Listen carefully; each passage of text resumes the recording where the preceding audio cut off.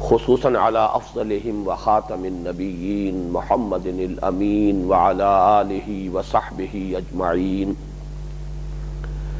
اما بعد فاعوذ باللہ من الشیطان الرجیم. بسم اللہ الرحمن الرحیم. قالت الاعراب آمنا قل لم تؤمنوا ولكن قولوا اسلمنا ولما يدخل الايمان في قلوبكم وَإِن تُطِيعُوا اللَّهَ وَرَسُولَهُ لَا يَلِتْكُم مِّنْ أَعْمَالِكُمْ شَيْئًا إِنَّ اللَّهَ غَفُورٌ رَّحِيمٌ. إِنَّمَا الْمُؤْمِنُونَ الَّذِينَ آمَنُوا بِاللَّهِ وَرَسُولِهِ ثُمَّ لَمْ يَرْتَابُوا وَجَاهَدُوا بِأَمْوَالِهِمْ وَأَنفُسِهِمْ فِي سَبِيلِ اللَّهِ أُولَئِكَ هُمُ الصَّادِقُونَ. قل اتعلمون اللہ بدینکم واللہ یعلم ما فی السماوات وما فی الارض واللہ بکل شیء علیم. یمنون علیک ان اسلموا قل لا تمنوا علی اسلامکم بل اللہ یمن علیکم ان ہداکم للایمان ان کنتم صادقین. ان اللہ یعلم غیب السماوات والارض واللہ بصیر بما تعملون. صدق اللہ العظیم. رب اشرح لی صدری ویسر لی امری واحلل عقدۃ من لسانی یفقہوا قولی. اللہم ربنا الہمنا رشدنا واعذنا من شرور انفسنا. اللہم ارنا الحق حقا وارزقنا اتباعہ وارنا الباطل باطلا وارزقنا اجتنابہ. اللہم نور قلوبنا بالایمان واشرح صدورنا للاسلام. اللہم وفقنا لما تحب وترضى. اللہم وفقنا ان نجاہد فی سبیلک باموالنا وانفسنا. آمین یا رب العالمین. پچھلی دو نشستوں سے ہم سورہ حجرات کا تیسرا اور آخری حصہ پڑھ رہے ہیں. ویسے تو یہ بات بار بار سامنے آ چکی ہے کہ سورۃ الحجرات کل کی کل مسلمانوں کی حیات اجتماعی سے متعلق مختلف مسائل سے بحث کرتی ہے. اس کے تین حصے ہیں. پہلے اور آخری حصے میں کچھ اصولی مباحث ہیں. درمیانی حصے میں تفصیلی کچھ احکام آئے ہیں. اس وقت عرض یہ کرنا ہے کہ اس پوری سورہ مبارکہ میں غیر مسلموں سے، کفار سے، مشرکین سے کوئی خطاب نہیں ہے. خطاب کل کا کل مسلمانوں سے ہے. البتہ جو تیسرے حصے کی پہلی آیت ہے اس میں خطاب کو عمومیت کا رنگ دے دیا گیا. یا ایھا الناس. اس آیت مبارکہ کے بارے میں جو پہلی آیت ہے، آیت نمبر 13، جس کا کہ ہم مطالعہ کر چکے ہیں پچھلی دو نشستوں میں، تو اگرچہ اس کا بھی اصل مضمون یہ ہے کہ مسلمان معاشرے میں عزت اور فضیلت کی بنیاد کیا ہے. چونکہ اس سے پہلے جو مضمون چلا آ رہا تھا، ایک دوسرے کا مذاق نہ اڑاؤ، ایک دوسروں کی عیب چینی نہ کرو، ایک دوسرے کی غیبت نہ کرو، تو چونکہ ان تمام سماجی برائیوں کی اصل جڑ یہ ہے کہ کسی شخص یا گروہ میں اپنے افضل ہونے کا غرہ ہو، کسی دوسرے کے حقیر ہونے کا، کمتر ہونے کا احساس ہو. اسی پر تمسخر ہوتا ہے، اسی پر استہزاء ہوتا ہے، اسی پر عیب چینی ہوتی ہے، اسی کی بنیاد پر غیبتیں ہوتی ہیں. تو اصل میں تو اس آیہ مبارکہ میں بھی مسلمانوں کو ہدایت دی گئی ہے کہ وہ یہ بات سمجھ لیں کہ ان اکرمکم عند اللہ اتقاکم. اللہ کی نگاہ میں زیادہ باعزت وہ ہے جو زیادہ متقی ہے، زیادہ خدا ترس ہے، جس کے اخلاق بلند ہیں، جس کا کردار جو ہے وہ اعلیٰ ہے. البتہ اس میں جو خطاب عام کر دیا گیا یا ایھا الناس، اس میں گویا کہ ضمنی طور پر ایک مضمون آ گیا کہ مسلم معاشرے کا اور اسلامی ریاست کا غیر مسلموں کے ساتھ بھی کوئی تعلق ہے یا نہیں. ہیومینٹی ایٹ لارج، جیسا کہ میں نے پہلے عرض کیا تھا، بحیثیت مجموعی نوع انسانی کے ساتھ اس معاشرت کا اور اس ریاست کا کوئی تعلق ہے، کوئی ان کے مابین قدر مشترک ہے. اس پہلو سے یہ مضمون جو اگرچہ ضمنی ہے، اور یہ میں بارہا عرض کر چکا ہوں کہ قرآن مجید میں اہم ترین مضامین ضمنی طور پر آتے ہیں۔ ایک بحث چل رہی ہے، سلسلہ کلام ہے کہ جو براہ راست متعلق ہے اس وقت کے ماحول سے، لیکن یہ کہ اسی کے درمیان میں ایسی بات آ جاتی ہے کہ جس کا تعلق ہے ابد الآباد تک کے لیے قرآن حکیم کی بنیادی ہدایت اور ابدی رہنمائی سے، تو بظاہر اس سیاق و سباق میں وہ بات جو ہے ضمنی ہوتی ہے، لیکن اپنی مضمون کی اہمیت کے اعتبار سے نہایت بنیادی۔ اسی اعتبار سے یہاں پر بھی نوٹ کیجئے کہ مسلمان معاشرے کا اور اسلامی ریاست کا بقیہ پوری نوع انسانی سے ایک تعلق ہے، اگرچہ اصل رشتہ اخوت جو ہے وہ تو ایمان اور اسلام کی بنیاد پر ہے، انما المؤمنون اخوۃ فاصلحوا بین اخویکم، لیکن ایک اخوت انسانی بھی ہے۔ اس اخوت انسانی کے رشتے میں تمام انسان، عام اس سے کہ وہ مسلمان ہوں یا غیر مسلم ہوں، وہ منسلک ہیں، چونکہ ایک ہی انسانی جوڑے کی نسل سے ہیں۔ یا ایھا الناس انا خلقناکم من ذکر وانثی وجعلناکم شعوبا وقبائل لتعارفوا، اے لوگو ہم نے تمہیں ایک ہی انسانی جوڑے سے پیدا کیا ہے، ایک مرد سے ایک عورت سے۔ یہ میں عرض کر چکا ہوں پچھلی مرتبہ، یہ جوڑا اس کا نام کیا تھا قرآن حکیم نے اس کی صراحت نہیں کی ہے۔ دو ہی مقامات ہیں، یہ سورہ حجرات کی آیت نمبر 13 ہے اور سورہ نساء کی پہلی آیت ہے کہ جس میں تذکرہ ہے کہ تمام نوع انسانی ایک انسانی جوڑے کی نسل سے ہیں۔ یا ایھا الناس اتقوا ربکم الذی خلقکم من نفس واحدۃ وخلق منها زوجها وبث منہما رجالا کثیرا ونساء، معلوم ہوا ایک مرد ایک عورت کی نسل سے۔ قرآن نے کہیں صراحت نہیں کی ہے کہ ان کا نام آدم اور حوا ہے، لیکن بہرحال یہ مسئلہ اب ہوگا سائنس اور مذہب کے مابین اور سائنس اور تاریخ کے مابین کہ وہ اس میں تحقیق کرے اور کسی نتیجے تک پہنچے،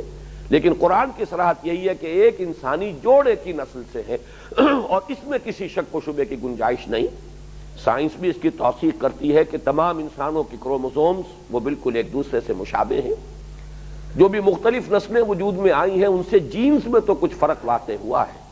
لیکن سپیشیز ایک ہی ہے، نوع ایک ہی ہے، ایک ہی جوڑے کی اولاد ہے یہ پوری نسل انسانی جو دنیا میں آباد ہے، وہ شرق مشرق میں ہو، مغرب میں ہو، شمال میں ہو، جنوب میں ہو، کہیں بھی ہو۔ بہرحال یہ مضمون تھا کہ جو اس آیہ مبارکہ کا جو میں نے عرض کیا تھا کہ جو عمومی پہلو ہے۔ اب اس سے اگلا مضمون جو ہے آیت نمبر 14، اس میں جیسا کہ میں نے عرض کیا تھا کہ پہلے تو ایک ہاریزونٹل پولرائزیشن ہے کہ افضلیت کی بنیاد کیا ہے، کون اعلیٰ ہے کون ادنا ہے، لیکن ایک ورٹیکل ڈویژن ہے، مسلم معاشرت غیر مسلم معاشرت سے جدا ہے، اسلامی ریاست غیر مسلم ریاست سے علیحدہ ہوگی۔ یہ جو مسلمانوں کی اپنی معاشرت وجود میں آتی ہے، مسلمانوں کا اپنا معاشرتی نظام وجود میں آتا ہے، ایک اسلامی ریاست اس کی بنیاد پر قائم ہوتی ہے، اس میں شمولیت اور شرکت کی بنیاد کیا ہے؟ ظاہر بات ہے کہ اس کی بنیاد اسلام ہے۔ اصل میں اب بقیہ جو یہ 5 آیات ہیں اس سورہ مبارکہ کی جن کا اب ہم مطالعہ شروع کر رہے ہیں، اس میں جو اصل مضمون ہے وہ یہ ہے کہ اسلام بنیاد ہے اسلامی معاشرت کی، اسلامی ریاست کی، اس میں شرکت کے لیے کسی شخص کا مسلمان ہونا شرط ہے۔ اسی میں ضمنی طور پر مضمون آ گیا ایمان کا۔ ایمان ایک جداگانہ حقیقت ہے، ایمان ایک مخفی حقیقت ہے، ایمان تو ایک قلبی اور ذہنی کیفیت کا نام ہے، اور یہ وہ شے ہے کہ جس کو ویریفائی نہیں کیا جا سکتا، جس کے بارے میں کوئی حتمی رائے نہیں قائم کی جا سکتی کہ کسی شخص میں ایمان ہے یا نہیں ہے۔ یہ تو اللہ کے علم میں ہے، اور یہ راز تو قیامت کے دن فاش ہوگا۔ ہو سکتا ہے دنیا میں کوئی شخص جو ہے مسلمانوں کا رہنما بنا پھرتا رہا ہو، مسلمانوں کا قائد اعظم شمار ہوتا رہا ہو، لیکن یہ کہ آخرت میں معلوم ہو کہ یہ تو ایمان کی بنیادی جو شرط ہے اس پر پورا نہیں اتر رہا، یا یہ کہ کوئی مسلمانوں میں بڑا چودھری رہا ہو عبداللہ ابن ابی کی طرح کا، اور وہاں یہ بات کھل جائے کہ وہ تو منافق تھا، وہ رئیس المنافقین تھا۔ یہ حقائق منکشف وہاں ہوں گے۔ یہاں جو بنیاد ہے وہ در حقیقت اسلام کی بنیاد پر ایک نظام قائم ہوگا۔ ہم ایک دوسرے کو مسلمان کی حیثیت سے تسلیم کریں گے، اور ایک مسلمان کے مسلمان پر جو حقوق ہیں وہ ہم ادا کرنے کے پابند ہیں۔ اسلامی ریاست کی مکمل شہریت کی بنیاد اسلام ہے، مسلمان ہی اس کا شہری ہوگا۔ اس مضمون کی جو اہمیت ہے میں چاہتا ہوں کہ میں ذرا اس کو مزید واضح کر دوں، اس لیے کہ یہ مضمون تو جیسا کہ میں نے عرض کیا یہاں پر کہ ایک مومن کی ڈیفینیشن کیا ہے یہ ضمنی طور پر آئے گا، اگرچہ انتہائی اہم مضمون کہ اگر اسلام اور ایمان میں کوئی فرق ہے تو پھر ڈیفائن کیا جانا چاہیے مومن کون ہے، اس پر تو ہم بعد میں گفتگو کریں گے۔ لیکن یہ کہ اسلامی ریاست کی شہریت کی بنیاد اور اسلامی معاشرے میں شمولیت کی بنیاد اسلام ہے، اس کی جو اہمیت ہے وہ میں چاہتا ہوں کہ آپ سمجھ لیں۔ تمام مسلمان روئے ارضی کے وہ ایک عالمی برادری میں منسلک ہیں۔ دنیا میں اگرچہ تقسیمیں پہلے بھی رہی ہیں سوائے خلافت راشدہ کے کہ حکومت بھی ایک ہی تھی، بعد میں بھی کچھ تھوڑے سے عرصے کے لیے ایک ہی ریاست رہی، دور بنو امیہ تک ایک ہی ریاست تھی پورے کرۂ ارضی پر، اس میں تمام مسلمان شامل تھے۔ لیکن بعد میں تو آپ کو معلوم ہے کہ جیسے ہی دور بنو امیہ ختم ہوا، دور بنو عباس کا آغاز ہوا، دو مملکتیں قائم ہو گئی۔ بنو عباس کی حکومت علیحدہ تھی اور بنو امیہ ہی کی ایک شاخ تھی کہ جو ایک علیحدہ حکومت جو قائم ہوئی ہسپانیہ میں وہ جاری رہی۔ تو مملکتیں دو ہو گئی۔ اس کے بعد جیسے جیسے زمانہ گزرا مملکتیں تو بدلتی چلی گئی، تقسیم در تقسیم۔ خلافت بنی عباس کے زمانے میں بھی کوئی ایک مرکزی حکومت نہیں رہی تھی، یہ تقریباً 250-300 برس تو یہ دور جو ہے بہت ہی عروج کا دور ہے، اس میں واقعتاً مرکزی حکومت جو ہے اس کا تسلط اور اس کا اقتدار وہ پورے اس علاقے کے اوپر تھا، لیکن بعد میں مرکزی حکومت مزمحل ہوتی چلی گئی، مختلف سلاطین اپنے اپنے علاقوں میں برسر اقتدار تھے۔ خطبے میں نام خلیفہ کا آتا تھا، وہ ایک گویا کہ سمبولک اور ایک علامتی وحدت کا نشان تھا، باقی حقیقی اختیارات جو ہے وہ تو سلاطین کے ہاتھوں میں آ چکے تھے۔ پھر اس کے بعد جب خلافت بنو عباس ختم ہو گئی تو پھر تو باقاعدہ علیحدہ علیحدہ مملکتیں قائم ہو گئی۔ مغل امپائر ہے ہندوستان میں، صفوی حکومت تھی ایران میں، پھر وہ خلافت عثمانیہ کا ایک زمانہ ایک علاقہ ہوا، پھر یہ کہ حجاز کا علاقہ بہت طویل عرصے تک خلافت عثمانیہ کے تحت بھی نہیں آیا، بلکہ وہ بھی ایک حکومت رہی ہے، بہت عرصے کے بعد اس نے خلافت کا اعلان کیا ہے، جبکہ حجاز پر بھی اس کا اقتدار جو ہے آل عثمان کا وہ پورا ہو گیا ہے، قائم ہو گیا ہے،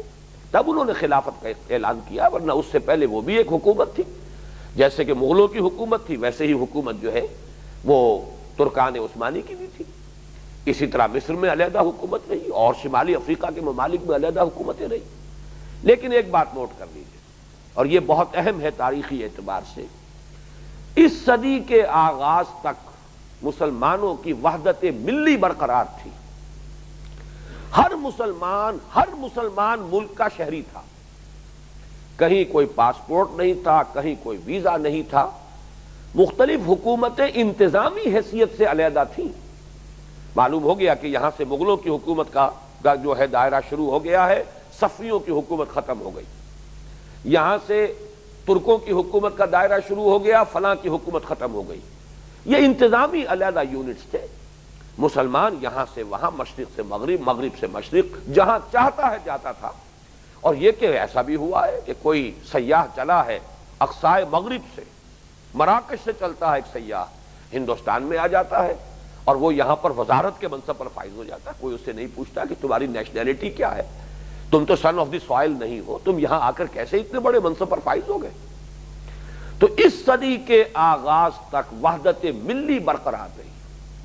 گویا کہ ہر مسلمان جو ہے ان تمام حکومتوں کا ایک انٹرنیشنل سٹیزن تھا،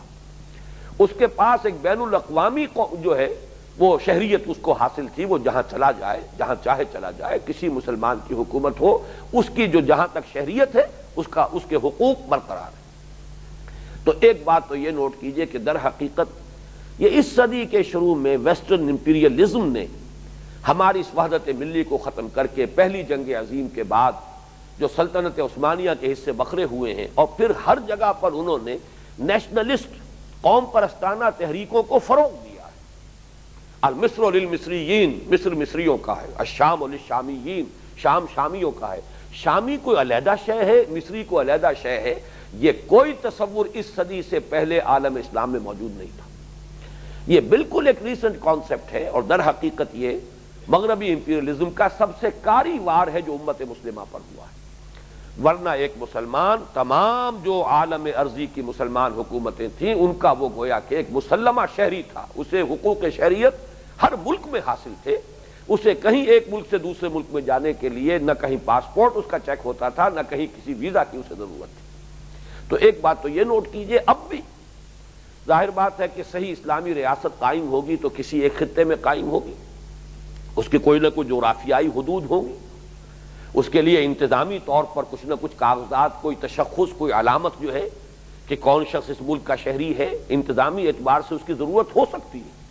عارضی طور پر یہ جغرافیائی حدود جو ہیں وہ ہمیں قبول کرنے پڑیں گے، جغرافیائی سرحدوں کا لحاظ کرنا پڑے گا، لیکن اصولی اعتبار سے جان لیجئے کہ ہر مسلمان گویا کہ پوٹینشل شہری ہے، ہر مسلمان ملک کا، ہر مسلمان مملکت کا، اسے وہاں پر حق شہریت حاصل ہونا چاہیے۔ اور جیسے جیسے وہ وقت آئے گا تو لازماً اس کی تو خبر دی ہے محمد رسول اللہ صلی اللہ علیہ وسلم نے کہ ایک عالمی اسلامی ریاست قائم ہو اور خلافت علی منہاج النبوہ کا نظام جو ہے پورے کرۂ ارضی کے اوپر قائم ہو جائے، تب تو وہ صورت بالفعل بھی ہو جائے گی، لیکن اس سے پہلے بھی بالقوہ یہ سمجھ لیجئے کہ ہر مسلمان روئے ارضی میں جہاں بھی کوئی مسلمان حکومت ہے پوٹینشلی بالقوہ اس کا شہری ہے۔ اور اس کا جو ریورس ہے یا کانورس ہے اس کو بھی سمجھ لیجئے، غیر مسلم کسی مسلمان ریاست کا نہ وہ مسلمان معاشرے کے اندر شریک ہوتا ہے نہ مسلمان ریاست کا شہری ہوتا ہے۔ یہ بھی اس صدی کا تصور ہے، یہ نیشنلزم جو ہے، ان دونوں تصورات کی شد و مد کے ساتھ نفی کی علامہ اقبال نے، اور انہی کو حق پہنچتا تھا اور انہی کا یہ مقام بھی تھا کہ وہ اس کی نفی کرتے اور اس کی جو نفی ہے اس کو تسلیم کیا جاتا۔ کسی اور شخص کا انٹلیکچوئل لیول وہ نہیں تھا کہ اس کی بات کو اس طریقے سے قبول کر لیا جاتا ذہناً، اگرچہ یہ اب بھی میں تسلیم کرتا ہوں کہ پورے طور سے مسلمانوں نے اس بات کو ابھی ذہناً قبول نہیں کیا ہے جس گہرائی میں کو قبول کرنا چاہیے۔ آج بھی ہمارے ہاں خود اس ملک میں مملکت خداداد پاکستان میں بھی وہ سیکولر کانسیپٹس موجود ہیں اور بعض مذہبی لوگ جو ہیں ان کو پیش کر رہے ہیں۔ یہ جو تصور ہے کہ ایک جغرافیائی حد میں بسنے والے تمام انسان مساوی شہری ہیں، چاہے وہ مسلم ہو، غیر مسلم ہو، عیسائی ہو، پارسی ہو، ہندو ہو، یہ تصور تو اسلام سے کے لیے تو بالکل اجنبی تصور ہے۔ اسلام اس کو قبول کرنے کے لیے تیار نہیں ہے۔ ایک ملک میں رہ سکتے ہیں لیکن وہ علیحدہ ہوں گے، یہ علیحدہ ہوں گے، ان کی معاشرت علیحدہ ہے، ان کی تہذیب علیحدہ ہے، ان کا تمدن علیحدہ ہے، اور ریاست میں بھی غیر مسلم وہ در حقیقت ذمی ہے۔ یہ بھی ایک بڑا اس وقت ایک مغالطہ پیدا کیا جا رہا ہے کہ ایک ذمی ہوتا ہے، ایک معاہد ہوتا ہے۔ یقیناً درمیانی عرصے کے لیے معاہد ہو سکتے ہیں، جیسے کہ حضور صلی اللہ علیہ وسلم نے معاہدہ کیا۔ اب جیسا کہ آپ کے علم میں صلح حدیبیہ ہوئی، گویا کہ معاہدہ ہو گیا، بہت سے قبائل کے ساتھ آپ نے معاہدے کیے، لیکن یہ در حقیقت انٹرم پیریڈ ہے،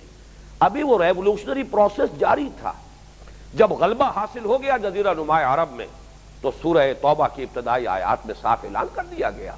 کہ کسی مشرک کے ساتھ اللہ کا کوئی معاہدہ نہیں ہو سکتا، جو بھی معاہدے اب تک تھے وہ اپنی اپنی مدت تک جن کے ہیں وہ پورے کر دیے جائیں گے، اور باقی یہ کہ جیسے ہی وہ مدت ختم ہوگی کسی معاہدے کی تجدید نہیں ہوگی۔ کفر اور اسلام میں معاہدے کا تصور کیا ہے؟ حق و باطل کے مابین کسی مستقل معاہدے کی کوئی بنیاد ہے ہی نہیں۔ یہ عقلی اعتبار سے، منطقی اعتبار سے، اصولی اعتبار سے بالکل غلط بات ہے۔ اسلام کو اپنے حقانیت کا یقین ہے، تو حق جو ہے وہ جو علامہ اقبالی کا شعر ہے بڑا پیارا کہ باطل دوئی پسند ہے حق لا شریک ہے، شرکت میں آن ہے حق و باطل نہ کر قبول۔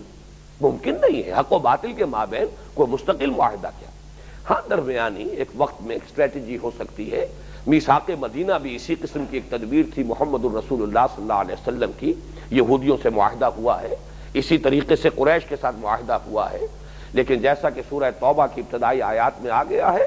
کھلا اعلان کر دیا گیا کہ اب کوئی معاہدہ نہیں ہوگا، بس یہ ہے کہ جو اپنے اپنے معاہدے کی مدت جن کی ہے وہ پوری ہوتی جائے گی تو وہ سمجھ لیں کہ آئندہ سے اللہ اور اس کے رسول کے ساتھ کسی کا کوئی معاہدہ نہیں۔ اسلامی ریاست میں مستقل جو اصول ہے وہ یہی ہے کہ مکمل شہری مسلمان ہے اور غیر مسلم ذمی ہے، لیکن ذمی در حقیقت کوئی گالی نہیں ہے، اس کی ذمہ داری اسلامی ریاست لیتی ہے،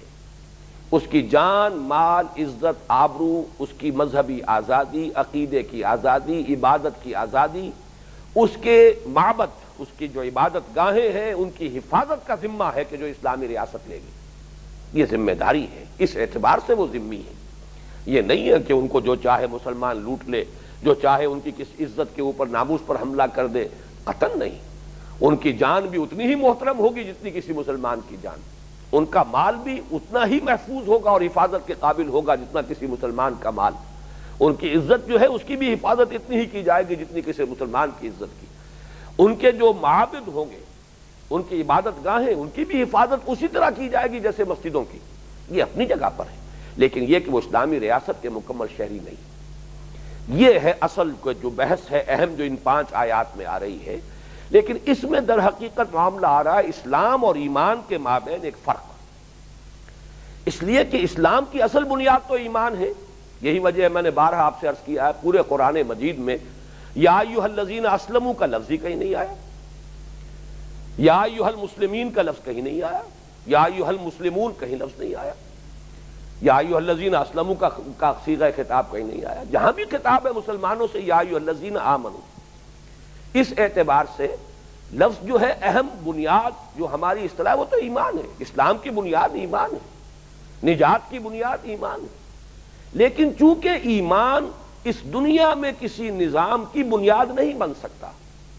ایمان ایک قلبی کیفیت کا نام ہے، ایمان ایک یقین کی کیفیت ہے جو قلب میں ہوتی ہے، ایمان ایک خاص انسان کے ذہنی کیفیت کا نام ہے، اس کی بنیاد پر کوئی قانونی ڈھانچہ کھڑا نہیں کیا جا سکتا، قانونی اور دستوری ڈھانچہ جو ہے وہ اسلام کی بنیاد پر کھڑا ہوتا ہے۔ یہ وجہ ہے کہ اس سورہ حجرات میں کہ جو مسلمانوں کی حیثیت اجتماعی کے تمام بنیادی مسائل سے بحث کر رہی ہے،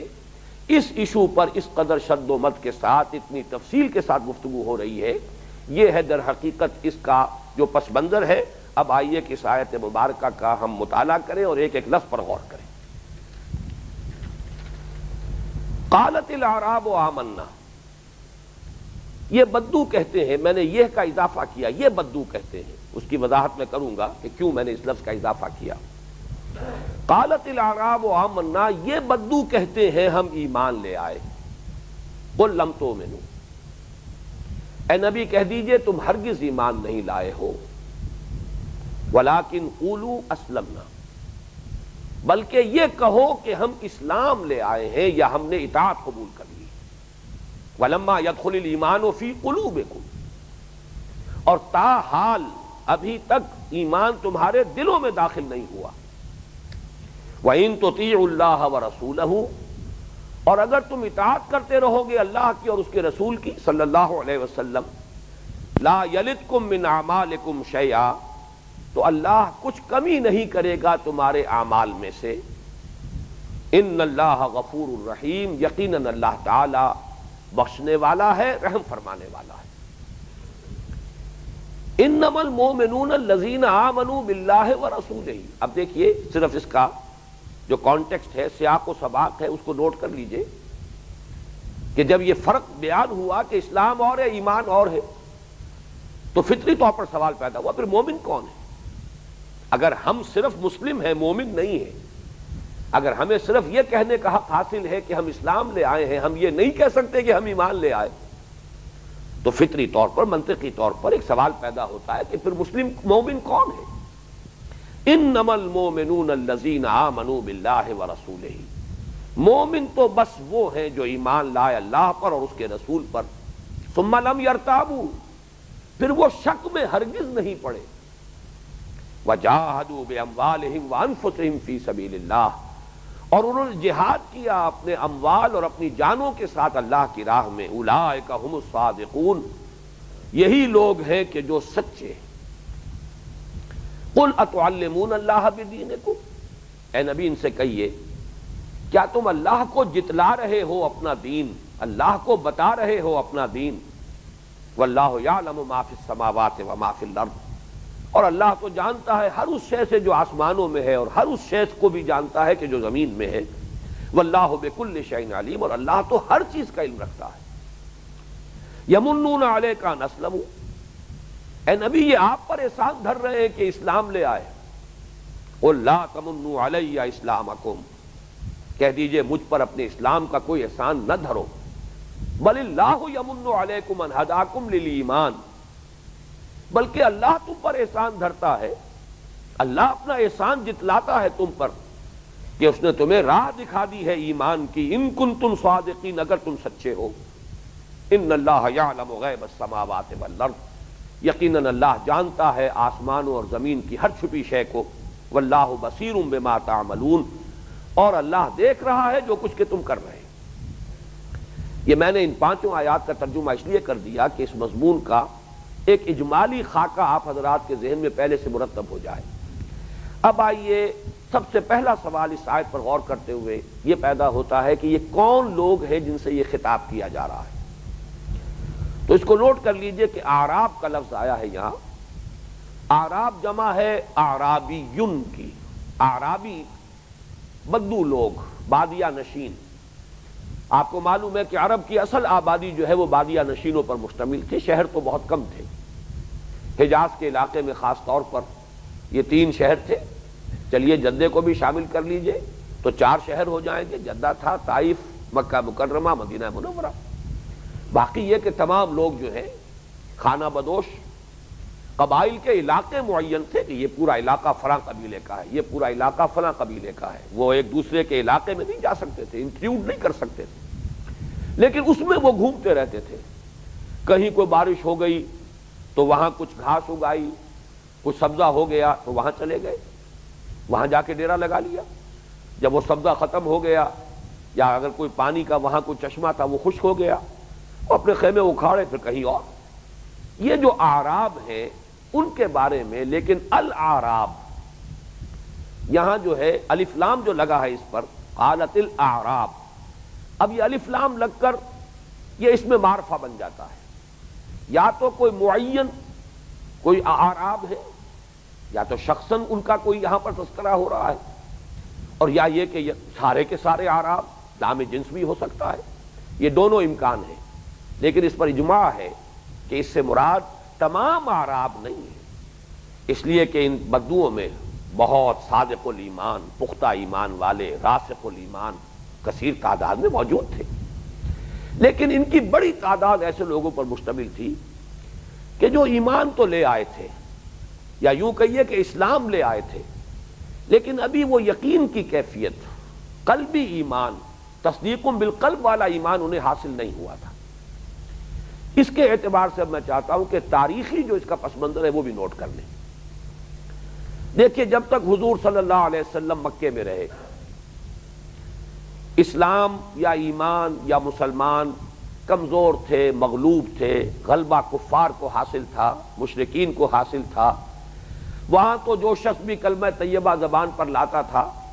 اس کی پرسیکیوشن، اس کی تعذیب، اس پر مصائب، اس پر مشکلات کا جو ہے پہاڑ ٹوٹ پڑتا تھا۔ لہذا وہی شخص کہتا تھا لا الہ الا اللہ محمد الرسول اللہ جس کے دل میں یقین پیدا ہو چکا ہوتا تھا۔ گویا کہ مکے میں ایمان پہلے آتا تھا، اسلام بعد میں آتا تھا، لیکن جیسے ہی ہجرت ہوئی مدینہ منورہ میں اللہ تعالیٰ نے حضور کو اور مسلمانوں کو ایک دارالامن عطا فرما دیا۔ اب یہاں پر 2 بڑے قبیلے ہیں، اوس اور خزرج، ان کی بہت بڑی تعداد ایمان لا چکی ہے، ان کے سردار بھی ایمان لا چکے ہیں، اور یہاں پر مسلمانوں کے لیے اب اطمینان ہے، سکون ہے، بلکہ ایک اعتبار سے کہہ سکتے ہیں مسلمانوں کو غلبہ حاصل ہے۔ لہذا اب یہاں صورتحال بدل گئی۔ اب کچھ لوگ جو ہے اس بنا پر بھی ایمان لے آئے ہوں گے کہ جب ایک قبیلہ ہے وہ پورا ایمان لا رہا ہے تو چلیے اب میں اپنے قبیلے سے کیوں کٹوں، کیا ضروری ہے کہ میں اپنے قبیلے سے تعلق منقطع کروں، جب پورا گھرانہ ایمان لے آیا میں بھی ساتھ شامل ہوں۔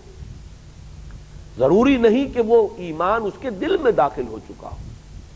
بلکہ یہ کہ جیسے ایک ہوا چلتی ہے، رو چلتی ہے، اس رو میں وہ بھی ایمان لے آیا۔ یہ کیفیت جو ہے اپنی پوری شدت اور انتہا کو اور کلائمیکس کو پہنچی ہے جبکہ صلح حدیبیہ کے بعد، اور اس سے بھی زیادہ فتح مکہ کے بعد پورے عرب میں نبی اکرم صلی اللہ علیہ وسلم اور مسلمانوں کو فیصلۃ الغلبہ حاصل ہو چکا ہے۔ اس کے بعد جب وہ قرآن مجید میں نقشہ کھینچا گیا ہے اذا جاء نصر اللہ والفتح ورأیت الناس يدخلون فی دین اللہ افواجا، اب فوج در فوج لوگ ایمان میں داخل ہو رہے ہیں، بلکہ یہاں لفظ آیا ہے، نوٹ کیجئے، فی دین اللہ، اللہ کے دین میں داخل ہو رہے ہیں فوج در فوج۔ یہاں لفظ ایمان یا اسلام ان دونوں میں سے کسی کو استعمال نہیں کیا گیا، اللہ کے دین میں داخل ہو رہے ہیں۔ دین کا ایک مفہوم اطاعت بھی ہے، دین کا ایک مفہوم نظام بھی ہے، اس نظام میں شامل ہو رہے ہیں، اطاعت قبول کر رہے ہیں۔ اذا جاء نصر اللہ والفتح ورأیت الناس يدخلون فی دین اللہ افواجا، اس وقت جو لوگ ایمان لائے، اس میں ظاہر بات ہے کہ ایسے لوگ بھی یقیناً تھے، اور عقلاً بھی بات سمجھ میں آتی ہے کہ ایسے ہوں گے کہ جن کے دلوں میں بھی وہ یقین والا ایمان پیدا ہو چکا ہو، لیکن عقل ہی تقاضا کرتی ہے ایسے بھی ہوں گے جنہوں نے صرف مجبوراً اسلام کا اظہار کیا اور اپنے دلوں میں انہوں نے بغض اور عداوت کو چھپا لیا کہ اب تو ہمارا بس نہیں چل رہا، اب تو حالات بدل چکے، اب تو محمد کو غلبہ حاصل ہو چکا صلی اللہ علیہ وسلم، وفداء آباؤنا و امہاتنا، لیکن یہ ہے کہ ابھی تو سر نیچا کر لو، دبک جاؤ، پھر دیکھیں گے جب موقع آئے گا۔ جیسے کہ ہر ریولوشن کے بعد کاؤنٹر ریولوشنری موومنٹس، جب آخری مرحلہ ہوتا ہے کسی انقلاب کا تو مخالفین انقلاب دبک جانے میں عافیت سمجھتے ہیں، جب تک تو وہ سمجھتے ہیں کہ ہم راستہ روک سکتے ہیں انقلاب کا، وہ برملا اور کھلم کھلا راستہ روکتے ہیں اور مخالفت کرتے ہیں۔ جب دیکھتے ہیں کہ اب معاملہ ہمارے اختیار سے اور ہماری طاقت سے نکل رہا ہے، اب ہم اس رو کو روک نہیں سکتے، تو پھر وہ سر جھکا کر دبک جانے کی روش اختیار کرتے ہیں، منتظر رہتے ہیں کہ پھر کبھی موقع ملے تو پھر ہم کوئی کاری وار لگائیں۔ یہ بھی ایک تیسری شکل ہے۔ یہ گویا کہ ایسی شکل ہوئی کہ دل میں نفاق لے کر کوئی شخص ایمان لا رہا ہے۔ میں نے دو انتہائی شکلیں بیان کر دی، ایک تو یہ کہ واقعتاً دل میں ایمان پیدا ہو گیا اور اس نے اسلام کا اظہار کیا، ایک یہ کہ دل میں بغض ہے، عداوت ہے، آئندہ کے لیے سازش کرنے کا دل میں ارادہ موجود ہے، لیکن چونکہ اس وقت بے بس ہو گئے ہیں، کوئی بس نہیں چل رہا، کوئی پیش نہیں جا رہی، لہذا عافیت کا ایک گوشہ تلاش کرنے کے لیے اسلام کا اعلان کر دیا ہے۔ ایک تیسری کیفیت ہوگی بالکل بین بین کی، نہ تو مثبت طور پر ایمان دل میں داخل ہوا، نہ ہی منفی طور پر نفاق ہے، بلکہ جیسا کہ میں نے پہلے عرض کیا تھا، اب پورا قبیلہ ایمان لا رہا ہے تو لے آؤ، کوئی یہ بھی ارادہ نہیں ہے کہ بعد میں کوئی موقع دیکھیں گے تو وار لگائیں گے، کوئی اس کی مخالفت کریں گے، اور مثبت طور پر ایمان بھی حاصل نہیں ہوا۔ اس کو میں تعبیر کیا کرتا ہوں، اور یہ ریاضی کے حوالے سے بات سمجھ میں آ جائے گی، زیرو لیول، کہ ایک ہے مثبت اقدار +1 +2 +3 +4 +5، یہ مثبت ہے، ایک ہے -1 -2 -3 -4 -5۔ نظری اعتبار سے بھی ظاہر بات ہے ان دونوں کے مابین ایک زیرو لیول ہوگا۔ تو ایک تیسری کیفیت یہ بھی ہو سکتی تھی ان لوگوں میں سے کس بعض لوگوں کی کہ جو اسلام تو لے آئے،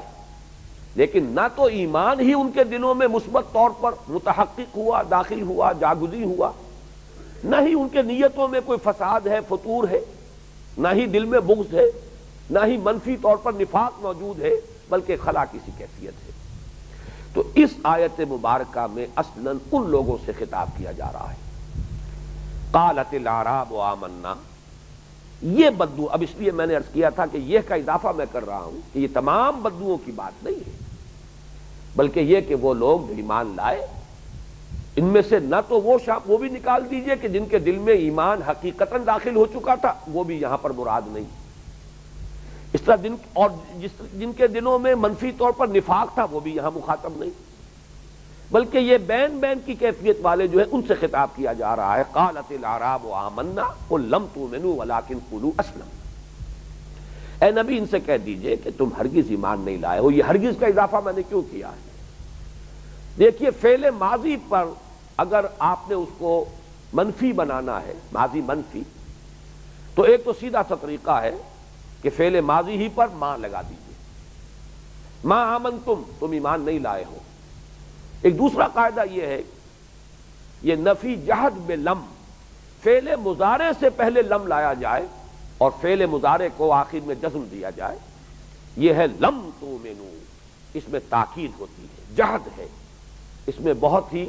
زور دے کر ایمفیسس کے ساتھ کہ یہ مغالطہ اپنے دل سے نکال دو، تم ایمان ہرگز نہیں لائے ہو، اس غلط فہمی کو رفع کر لو۔ لم تؤمنوا، یہ نہیں کہا قل ما آمنتم، اے نبی ان سے کہہ دیجئے تم ایمان نہیں لائے ہو، نہیں،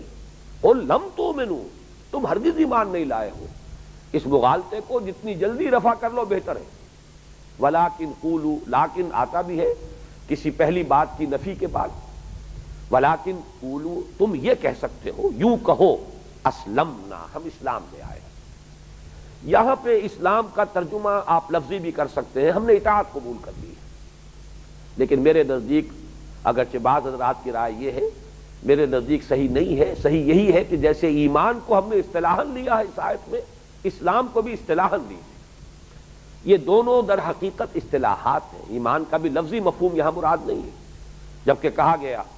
ان کا دعویٰ آیا آمنا اور نفی کی گئی لم تؤمنوا۔ اسی طرح یہاں جو فرمایا گیا یہ بھی اصطلاحاً اسلام، تم اسلام لے آئے ہو، تم یہ کہہ سکتے ہو ہم اسلام لے آئے۔ وَلَمَّا يَدْخُلِ الْإِيمَانُ فِي قُلُوبِكُمْ، یہ لم کے بعد جب الف کا اضافہ ہوتا ہے لما، حالانکہ یہ وہی لم ہے اپنے اس قاعدے کے اعتبار سے، لم يدخل الایمان، ہرگز نہیں داخل ہوا ایمان تمہارے دلوں میں، لیکن لما سے ہوتا تاحال، ابھی تک داخل نہیں ہوا ہے، گویا کہ مستقبل میں توقع ہے کہ داخل ہو جائے۔ اس وقت جو گفتگو ہو رہی ہے موجودہ جو کیفیت ہے تمہاری اس کے حوالے سے ہو رہی ہے۔ تم اسلام لے آئے ہو، تم یہ کہہ سکتے ہو ہم اسلام لے آئے، لیکن اگر تمہیں مغالطہ یہ ہو گیا کہ تم ایمان لے آئے تو تمہاری ترقی رک جائے گی، پھر اس ایمان کے حصول کی تم کوشش ہی نہیں کرو گے۔ اس غلط فہمی کو تو رفع کر لو، ایمان ابھی تک تم قطعاً نہیں لائے ہو، ابھی ایمان تمہارے دلوں میں تاحال داخل نہیں ہوا ہے۔ ہاں اسلام یہ تمہارا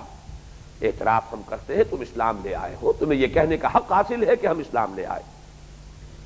یہاں جیسا کہ میں نے کچھ وضاحت کر بھی دی ہے، اب میں صراحت سے عرض کر دوں کہ یہاں ایک بڑا اشکال پیدا ہوا ہے بہت سے حضرات کو۔ کثیر تعداد میں تو لوگوں کی رائے یہ ہے کہ یہاں مراد منافقین ہے۔ جب اس شد و مت کے ساتھ کہا گیا لم تؤمنوا ولکن قولوا اسلمنا، تم ایمان ہرگز نہیں لائے بلکہ یوں کہو کہ ہم اسلام لے آئے، تو اسلام بلا ایمان تو نفاق ہے۔ یہ بات بظاہر بڑی قوی معلوم ہوتی ہے، مضبوط معلوم ہوتی ہے، وزنی معلوم ہوتی ہے، لیکن اچھی طرح نوٹ کر لیجئے کہ اس کی نفی قرآن مجید جو ہے لا یاتیہ الباطل من بین یدیہ ولا من خلفہ، اس پر باطل حملہ آور نہیں ہو سکتا، یہ اپنے مفاہیم اور اپنے مضامین، اپنے معانی، اپنے مراد کی حفاظت خود کر لیتا ہے۔ فرمایا وَإِن تُطِيعُوا اللَّهَ وَرَسُولَهُ، اگر تم اطاعت کرتے رہو گے اللہ کی اور اس کے رسول کی، جب تم نے اسلام کا دعویٰ کیا، اسلام لے آئے تو اطاعت تو لازم ہو گئی، ایمان دل میں ہے یا نہیں ہے اس سے قطع نظر اطاعت تو لازم ہے۔ اب جو اس کا ظاہری تقاضا ہے، تمہارا دعوی ایمان ہے، ہم یہ کہہ رہے ہیں کہ ایمان نہیں لائے ہو، اسلام لے آئے ہو، یہ کہہ سکتے ہو، دونوں حالتوں میں لازمی ہے نتیجہ کہ اطاعت تمہیں کرنی ہے۔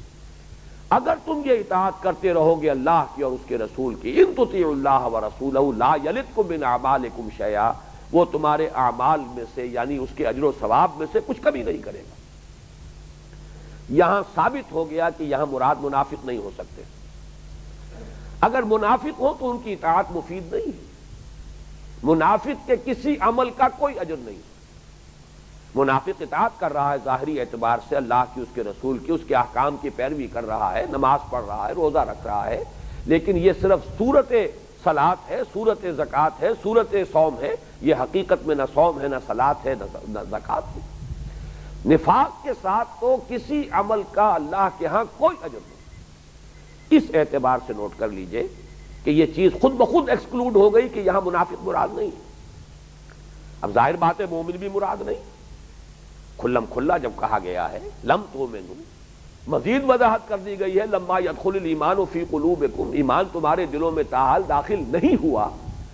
اب اس کے بعد کوئی امکان نہیں ہے کہ یہ کہا جا سکے کہ وہ صاحب ایمان ہے، لیکن دوسرا نتیجہ کہ وہ منافق تھے اس کی نفی ہو گئی۔ وَإِن تُطِيعُوا اللَّهَ وَرَسُولَهُ لَا يَلِدْكُم مِّنْ أَعْمَالِكُمْ شَيْئًا، معلوم ہوا کہ یہ وہ بین کا معاملہ ہے، یہ نہ ایمان ہے نہ نفاق ہے، عمل میں اسلام ہے اس لیے کہ اطاعت ہے، لیکن حقیقت میں قلبی اعتبار سے نہ مثبت طور پر ایمان ہے نہ منفی طور پر نفاق ہے، بلکہ یہ کہ قلبی اعتبار سے زیرو لیول پر کھڑا ہے وہ شخص جس سے یہاں گفتگو ہو رہی ہے، قالت الاعراب آمنا قل لم تؤمنوا ولكن قولوا اسلمنا ولما يدخل الايمان في قلوبكم وان تطيعوا الله ورسوله لا يلدكم من اعمالكم شيئا، اگر تم اللہ اور اس کے رسول کی اطاعت کرتے رہو گے تو تمہارے اعمال میں کچھ کمی نہیں کی جائے گی۔ یہاں نوٹ کر لیجئے کہ اس کے بعد جو فرمایا ان اللہ غفور الرحیم، اس کا بڑا گہرا ربط ہے۔ اللہ غفور ہے اور رحیم ہے، یہ الفاظ کیوں آئے؟ اللہ کی یہ اسماء، اللہ کی یہ صفات، ان کا حوالہ یہاں کیوں دیا گیا؟ اس لیے کہ اصل قانون یہی ہے کہ ایمان کے بغیر کوئی عمل اللہ کے ہاں وہ منظور نہیں، قبول نہیں، اور یہاں پر اس کیفیت کے اندر بھی عمل قبول کرنے کا وعدہ کیا جا رہا ہے کہ اگرچہ ایمان نہیں ہے، لم تؤمنوا ولما يدخل الايمان في قلوبكم، ابھی تک ایمان تمہارے دلوں میں داخل نہیں ہوا ہے، بئی ہما اگر تم اطاعت کرتے رہو گے تو اللہ تعالیٰ تمہارے اعمال کے اجر و ثواب میں سے کوئی کمی نہیں کرے گا، اس لیے کہ اللہ غفور ہے،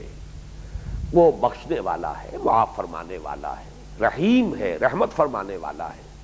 یہ اس کی شان رحیمی ہے، یہ اس کی شان غفاری ہے جس کے طفیل تمہیں یہ رعایت دی جا رہی ہے، یہ کنسیشن ہے۔ اور کنسیشن کیوں ہے؟ اس لیے کہ نفاق نہیں ہے، اگر نفاق ہوتا تو تم اس رعایت یا کنسیشن کے مستحق نہیں تھے، لیکن چونکہ نفاق نہیں ہے تو اگرچہ فی الوقت تمہارے دلوں میں ایمان متحقق نہیں ہے، ایمان تاحال تمہارے دلوں میں داخل نہیں ہوا، لیکن چونکہ بدنیتی بھی نہیں ہے، نفاق بھی نہیں ہے، لہذا اللہ تعالیٰ اپنی شان غفاری اور اپنی شان رحیمی کی طفیل تمہیں امید دلا رہا ہے کہ تمہارے اعمال کا جو ثواب تمہیں مل جائے گا۔ بارک اللہ لی ولکم فی القرآن العظیم ونفعنی وإیاکم بالآیات والذکر الحکیم۔